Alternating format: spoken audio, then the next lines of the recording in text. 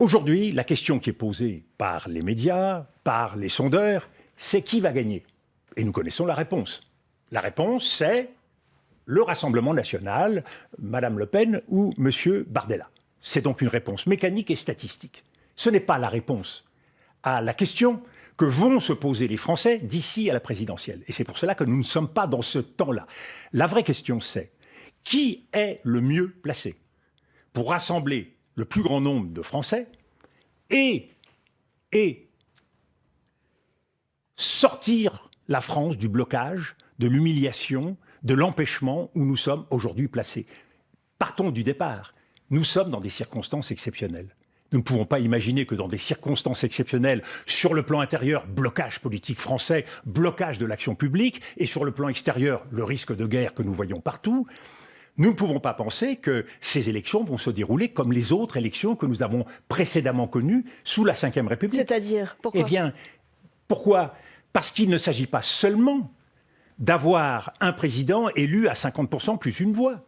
La question fondamentale, c'est de savoir si ce ou cette présidente, ne préjugeons de rien, sera en mesure de redresser le pays. Et qu'est-ce que ça veut dire? Ça veut dire qu'il faut construire un chemin.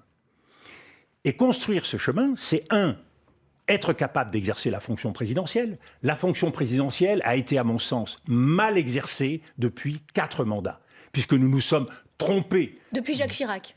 Depuis Jacques Chirac, depuis 2007. Nous avons perdu le président arbitre indispensable, nous avons perdu le président garant, nous avons perdu le président stratège. C'est le quinquennat, ça. Et en échange, pas seulement, et en échange, nous avons eu l'hyper-président qui n'avait autour de lui que des collaborateurs. Ça ne peut pas fonctionner. La République française ne peut pas fonctionner comme ça. Donc il faut un chemin.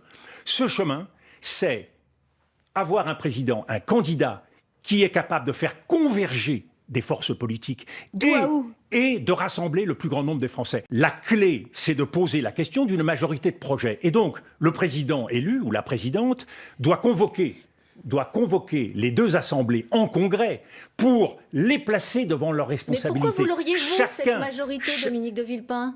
Chercher sur l'échiquier politique l'homme ou la femme qui est capable de travailler avec tout le monde. C'est ça la clé. C'est qu'aucun chef de parti aujourd'hui est susceptible de rassembler. Il faut une méthode. Et la méthode, il n'y en a qu'une dans l'histoire de France depuis un siècle. C'est la méthode gaulliste. La méthode gaulliste qui est celle du rassemblement et de l'autorité.